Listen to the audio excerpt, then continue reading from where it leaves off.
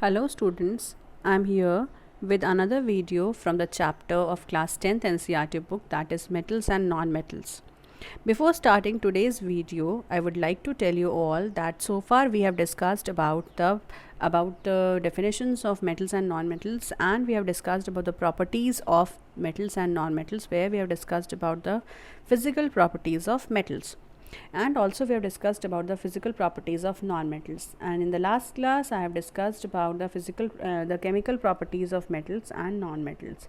So with the properties of chemical properties of non-metals, which was discussed in the last class, where we have seen many reactions, even lastly I have discussed about the uses of metals and non-metals.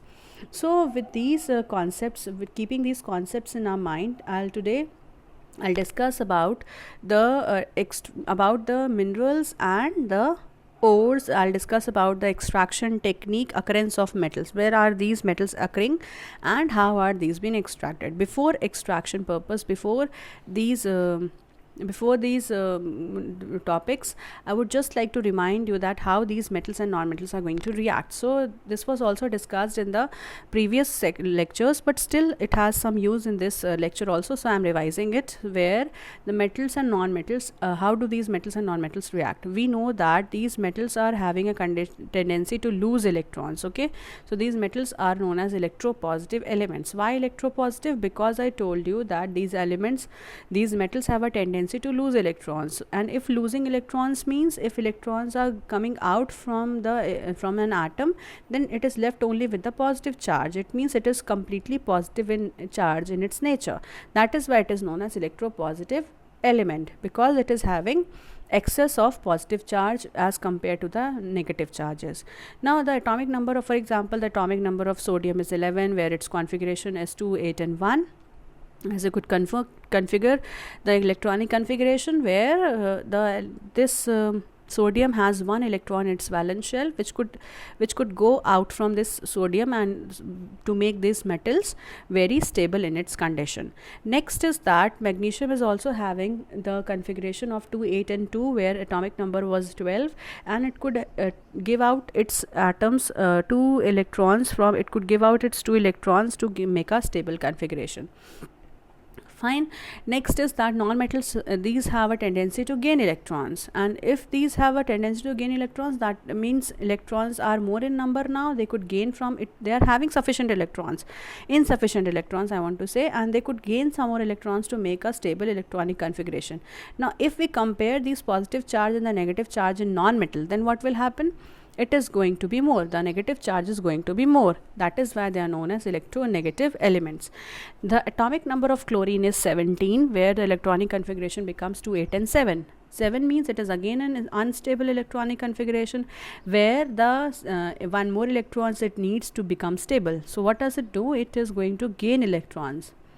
It is going to gain electrons from the surrounding, from the nearby metals, from the nearby elements, where they could take up the electron and become stable. They give a stable electronic configuration. Now if these gaining and losing of electrons are not possible, then there is no possibility of the formation of the stable electronic configuration, and the metals and non-metals will not be formed. Fine. So these gaining and losing capacity of the metals, they make them electropositive or electronegative elements, and they also helps them in the reaction, where giving electrons, they make them ionic compound, or the sharing of electrons also takes place, which is in the covalent compounds. Okay. Now formation of sodium. How is this sodium formed? So this is known as electron dot model, which you are seeing here, where sodium is having electrons, chlorine is also having electrons in its outermost shell. Now how do we form these covalent compounds? How do these sharing of electrons are going to take place? Now how does it is being done? Let us see. This sodium's electronic configuration is, atomic number is 11, and chlorine's atomic number is 17. Next, the electronic configuration of sodium becomes 2, 8 and 1. 2 plus 8 becomes 10, plus 1 becomes 11. So it means this sodium is having one electron in its outermost shell. Okay, and we will write the symbol like Na, and we will just make a dot over it. See, as you could see here, it is made. as a dot. So this dot represents the outermost, the valence electrons. Valence electrons. Okay, so this valence electrons is going to give you about the information. It is going to give you the information that how many number of electrons are present in the outermost shell. And please remember that for any kind of reaction, only these valence electrons are responsible, which is being gained and which is being lost. It is none other electron from the other shells which are responsible for such reactions. Okay, this we have been teaching in class 9th, where the electronic configurations are being taught. So where is this electrons present? So the electrons which are present in the outermost shell, they have a capacity to be lost. Okay, so if they only the last electrons, so these last electrons in the last shell, these are called valence electrons. These are present in the outermost orbit, and they are only having the capacity to be loosed and gained. Okay, and they only lead to the formation of covalent or ionic compound. If the compound is going to lose its ions, its electrons completely, means they are not going to gain or lose. If it is gaining also completely, it is going to lose completely, it becomes an ionic compound. If it is not gaining and losing its electrons, so it is going to be a covalent compound, because sharing is taken place. Sharing of electrons are taking place. Okay, so here what happens? The sodium is having one valence electron. Okay, sodium is having one valence electron, and chlorine is having how many? 2, 8 and 7. So it has 7 valence electron. 7 valence electron, either you could show it by cross, 2, 4, 6 and 7. So they have 7 valence electrons which are shown in the form of these cross. You can show in the form of a dot also, but it will be a little bit confusing if both the dots are being drawn for sodium also and for chlorine also. So two types of symbols are being used. Cross is being used for one metal, another is for one element, and other one is denoted by the symbol of dot. So what happens? This sodium is having one electron which is again an unstable configuration. So what does this sodium is going to do? This sodium is going to lose this electron, and where is this one electron which is lost is going to be it is going to come and meet with this chlorine. Why with this chlorine? Because it is having which is having 7 electrons in its valence shell, again which is an unstable configuration. Fine. So how many electrons it requires to be to get a stable electronic configuration? It requires only one more electron to get a stable electronic configuration. Now when it is having a stable electronic configuration, then what will this sodium go? Sodium is going to donate its valence electron to this chlorine. So see here, once it is donating the chlorine, once it is donating the one valence electron, it becomes positively charged. Why? The number of positive charge is more in this sodium, because it has donated one electron. It has decreased its negative charge, so it becomes positively charged. As it is a metal, it becomes electropositive. Then what happens to chlorine? Chlorine gains one electron. It becomes excess in its electron. That is why which kind of charge is it in excess? It is having negative charge in excess. And that is why, because of the sharing of these electrons, it is going to be a formation of NaCl, means whenever this gains positive charge and this gains negative charge. So such a compound will be formed, which is known as NaCl. Okay, now what is written here, let's find out. The atomic number of sodium is 11. Its electronic configuration is 2, 8 and 1. It has one valence electron. It loses its electron to form Na plus ions. Again, this chlorine is having 17 in number as atomic number, and its configuration becomes 2, 8 and 7. It has 7 valence electrons. Why 7 valence electrons? Because it needs one electron from somewhere. So it is coming from where? It is coming from the sodium. It means it is going to gain 1 electrons from chlorine, and then the attraction between the sodium and chlorine results in the formation of sodium chloride molecule. So this salt is going to form in such a way which is going to gain 1 electron from sodium, and this chlorine is having 8 electrons in its valence shell. That is why it becomes stable in condition. Okay. So this is formation of ionic compound. So this results in the formation of ionic compound, and this story of the formation of this ionic compound of NaCl is based upon how is this metal going to react with the other element. Okay, so this is the way by which they are going to gain and lose, and they are going to form the ionic compounds. Okay, now let us see one more this electron dot structure of the another ionic compound, that is magnesium chloride. How is this magnesium chloride formed?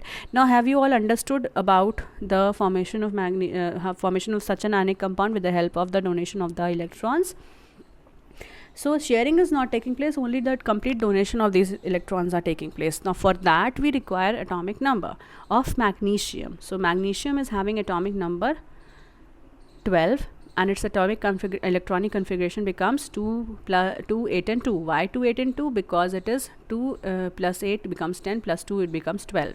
So how many electrons, this valence electrons, this magnesium is having? It is having 2 valence electrons. Okay, so it has 2 valence electrons in its outermost shell, as the electronic configuration is 2, 8 and 2. So these 2 which is written in the last shell, this K, L and M shell is there. This M shell is known as the valence shell because it is having the 2 electrons. Again, it is an unstable electronic configuration. Why? Because in M shell, how many maximum electrons should be there? It should be 8 electrons. Now tell me, you only tell me that gaining 6 electrons is easier, or losing these 2 electrons is easier? The answer is very clear. We cannot gain 6 electrons, because for gaining electrons it requires more energy, and for losing these 2 electrons this magnesium requires very less amount of energy. So what does this magnesium do? This magnesium is going to lose these 2 valence electrons. Okay, so these 2 valence electrons are being lost, and it is being represented in the form of dot here near the magnesium. Okay, now what about chlorine? Again, this chlorine's molecule of chlorine is having 17 atomic number, which its configuration becomes 2, 8 and 7. For being stable electronic configuration, it requires 1 electron. Now you know that magnesium is having 2 valence electrons. So how many chlorine atom, how many atoms has to be donated? These 2 electrons has to be donated from these magnesium atom. So for one chlorine atom, 1 valence electron will go of this magnesium, and for other chlorine another valence electron is going to go. Because if these 2 magnesium atoms electrons are going to go to one chlorine, then what will happen? It is going to gain more. If 2, 8 and 7 is there, how many how many electrons are required by this chlorine? It is require only 1 chlorine, 1 electron to get a valence electronic configuration. But how many electron? Again, this magnesium will be unstable, so it needs to donate both of these electrons to 2 chlorine atoms. Okay, so 2 chlorine atoms will come near, and then they are going to get electrons. 1 electron from this go towards this chlorine, and another electron is going to go towards another chlorine atoms, as you can see here in the form of the lines which are drawn. Now what about these charges? So here magnesium is going to give 1 electron, it becomes 1 positive charge, and again it is donating 1 more, it becomes 2 positive charge. So magnesium is going to gain 2 positive charge, it becomes electropositive atom. And then chlorine, what about chlorine? Chlorine is having minus charge over it, which is going to take up both the electrons one by one. One will be given to one chlorine, another will be given to another chlorine. And I told you why these two magnesium electrons are not going to move to only one chlorine atom, because it requires only one. This chlorine is requiring only 1 electron. So please remember that two chlorine atoms are requiring 1 electrons, which is going to satisfy this magnesium's electronic configuration. Now magnesium is only left with 2 and 8 electrons in its valence shell, which is again stable, and in this chlorine also it is also having 2, 8 and 8, which is shown by these electronic configuration. Okay, so you can form another ionic compounds in your copy so that it will be a practice for you also. Please form at least 5 such ionic compounds using this electron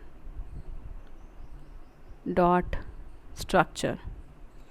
Okay, so please form such 5 electronic configurations and in your fair copy, so that it becomes a practice. Fine. Now what is written here, let's find out. This atomic number of magnesium is 12, its electronic configuration is 2, 8 and 2, and it has 2 valence electrons which is lost.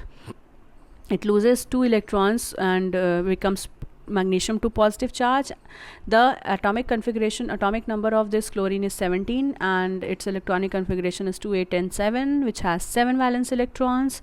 So this chlorine requires 2 chlorine requires one this one chlorine atom requires 1 electron to be gained, and then what happens, because of the attraction between this magnesium and 2 chlorine ions, it results in the formation of a magnesium chloride molecule, which is again an ionic compound. Fine.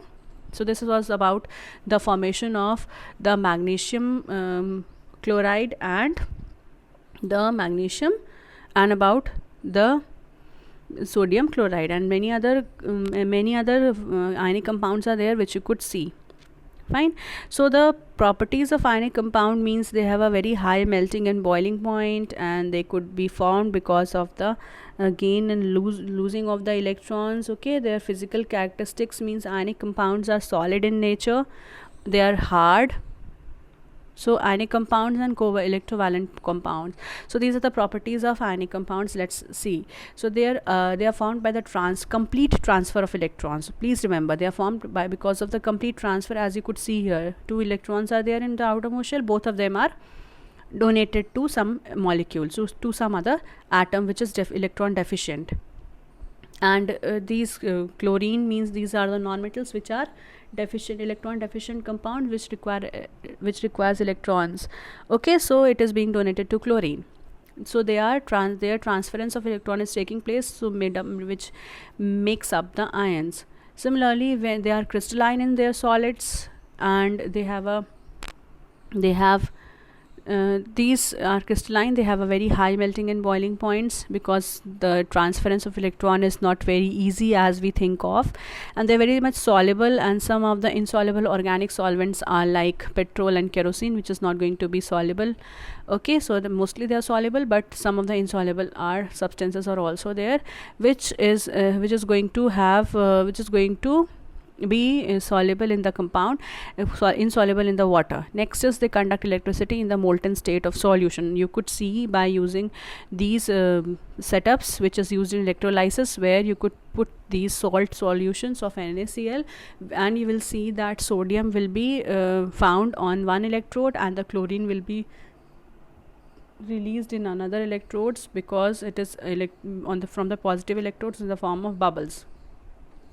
Okay, so we have observed that their general characteristics are very much like those of solids, which is having high melting and boiling point. Physical nature means ionic compounds are solids, and they are hard in their because they are having strong force of attraction between the positive and the negative ions.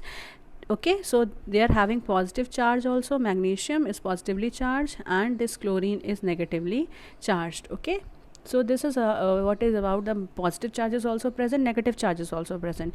So these two types of charges, if they are present, there will be very strong force of attraction between them.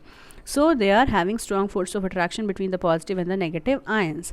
These compounds are generally brittle. Why they are brittle? Because they cannot be beaten into thin sheets, as they are formed because of the combination of metals and non-metals. You know that the combination of non-metals are going to show more of its characteristic. Fine. They break into pieces when the pressure is applied. It means they are very much brittle.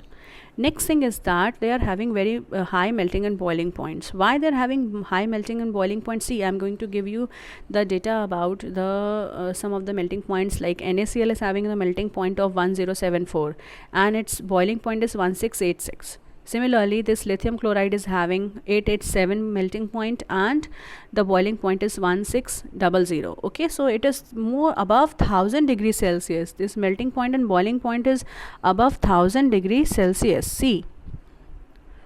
Okay, so this is the boiling point and the melting point of NaCl. So this NaCl is again an ionic compound, which is formed by the transference of electrons from sodium to chlorine atom. So overall charges, we don't write overall charges on the molecules once it is formed. Okay, so it becomes NaCl like this only. Next, this boiling point ranges from such a high variations is there, you could see. So it has a very high boiling and melting point. Now why high boiling and melting point is there? Because they are having a strong ionic force between them, because they are having strong force of attraction between these positive and the negative ions. So the bonds are being formed. So these are called bonds. These are the force of attraction which is present in between the molecules of positive charge and the negative charge, because of which the ionic compounds are having the high melting and boiling point, because they require large amount of energy to break these strong bonds, because they are formed by the complete donation of the electrons. Fine. So if complete donation of electron is not taking place, it means it is going to be a very less boiling point and the melting point. Similar thing is going to happen with the covalent compounds, where the sharing is only done. So these covalent compounds we will study in the class of carbon and its compounds, where all the carbon compounds are formed because of these such covalent activities. So here they are having strong boiling and melting point. I am telling you why, because they have a very strong force of attraction. Because they are made up of ionic bonds. What are these bonds? Bond means it is a form of force of attraction. Okay, so this is what is about the high melting and boiling point of these electropositive or electronegative atoms. Okay, so here it is known as electrovalent compound. It is not covalent, it is electrovalent, because electrons are being transferred. So the name of this electrovalent is coming from the transference of electron. Remember this.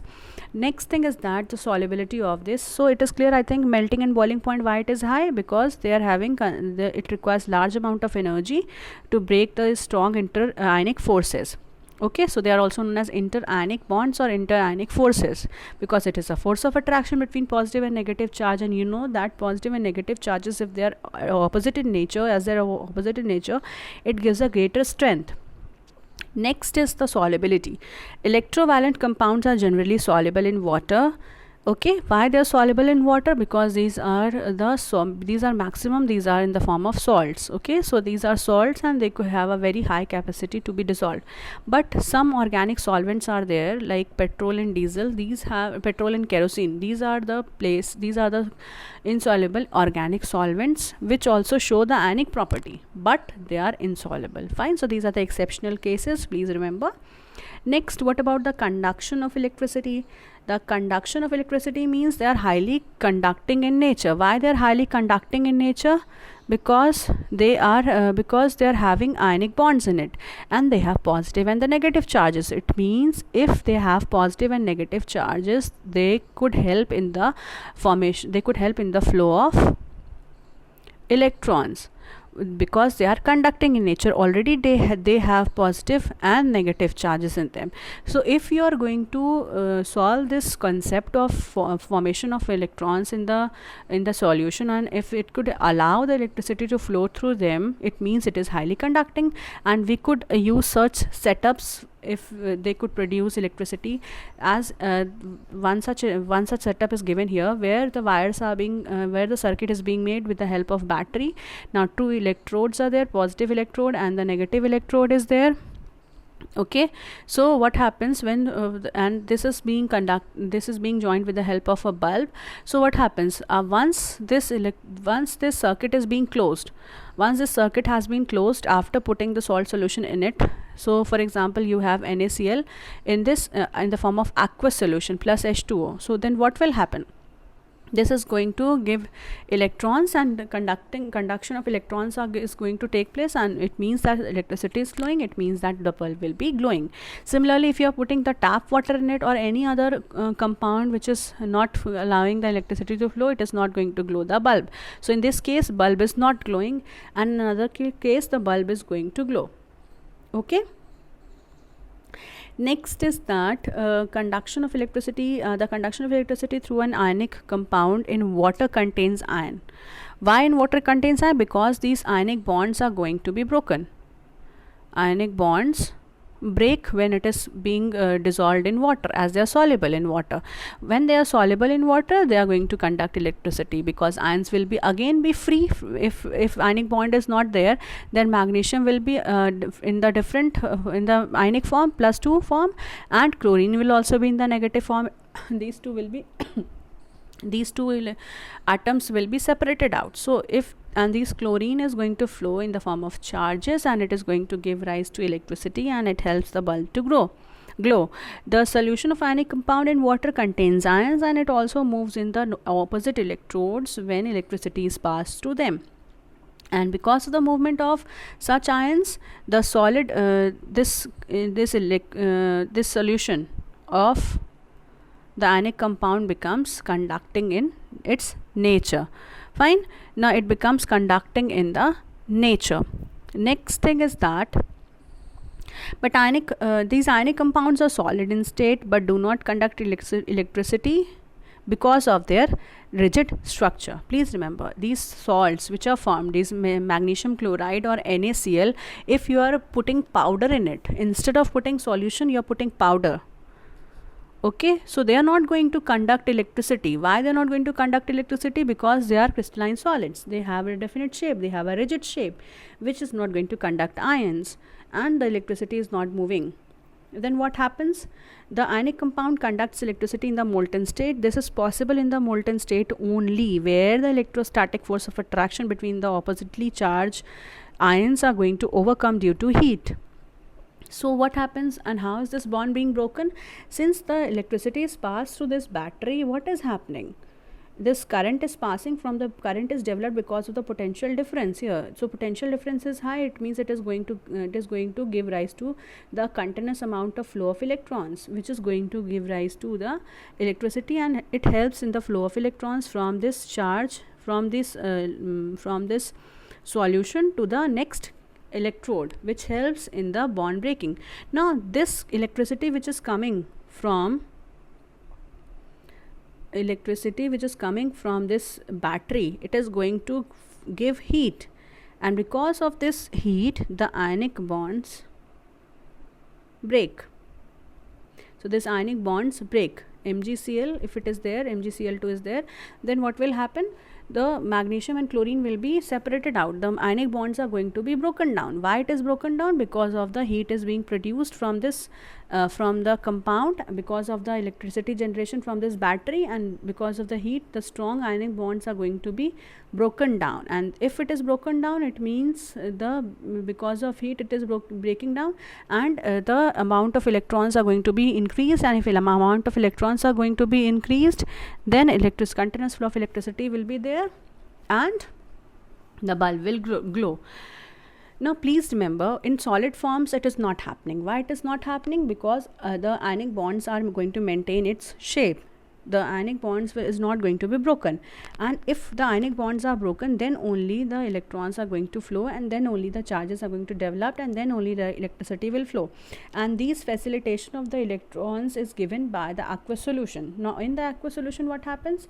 These aqueous solutions these salts are soluble in water, so ions are free to move from one place to another, and because of which the electrons are flowing and electricity is conducting in the solution. So one activity is also given in your NCERT book related to with this topic of conduction of electricity of salts. And we know that the salts are usually ionic in their compound, usually soluble in water, and we could see the different types of conduction of electricity by changing this ionic compounds. Okay, so the extent of flow of electrons might be different. Some of the compounds might show the less amount of electrons to flow, means the bulb will glow very lightly. It is going to be dim. And if the compounds are very much conducting, it is going to glow. This bulb is going to glow with a very bright light. Okay, this could happen, but bulb will glow. This is the main concept of conduction of electricity of these salts. Okay, next one more activity is given in your NCERT book, where the samples of sodium chloride, potassium iodide and barium chloride is taken from the laboratories, and then what will be done, then their physical state has to be seen. It is crystalline in its nature, as I told you that it is a crystalline solid. Then we can take some small amount of these samples in spatula, and then we will burn this over the flame. Okay, we'll put directly over the flame. Now we will repeat the same step with another substance also, another salts also, and we will see that it is having a very great high boiling and melting point. It is not going to melt so fast. So that is why these ionic compounds are having small force of attraction between them, which is known as ionic bonds. That is why they are having a great extent of boiling and melting point. Fine. Next activity is given. This activity is being given as this this electrolysis setup, which is very commonly seen when we are going to pass the electricity to any salt solution. It is going to conduct electricity. So in this and it is always, I am just telling you that this is always possible because of this process of gaining and losing electrons of such compounds, which helps in the formation of such a ionic compound. So today we have discussed discussed in details about these ionic compounds. Okay, and ionic compounds are much more stronger than that of the covalent compounds. So this was all about the ionic compounds, and I'll tell you about the covalent compounds in the next chapter.